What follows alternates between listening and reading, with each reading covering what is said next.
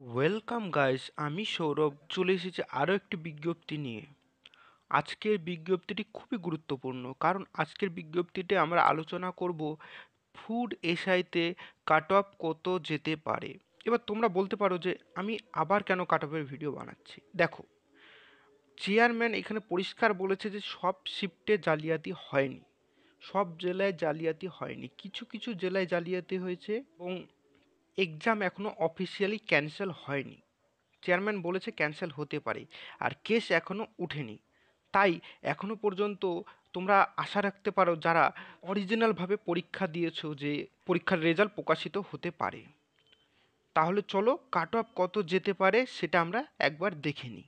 প্রথমত, ইউআরদের ক্ষেত্রে 82 থেকে 87, ওবিসি এর ক্ষেত্রে 77 থেকে 82, ওবিসি বির ক্ষেত্রে 78 থেকে 83,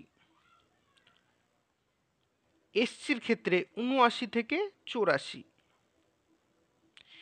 এসটির ক্ষেত্রে 62 থেকে 67, আর যারা ফিজিক্যালি হ্যান্ডিক্যাপ তাদের ক্ষেত্রে বলা যেতে পারে যে 60 থেকে 62 অথবা 58 থেকে 60 এর মধ্যে কাট অফ যেতে পারে।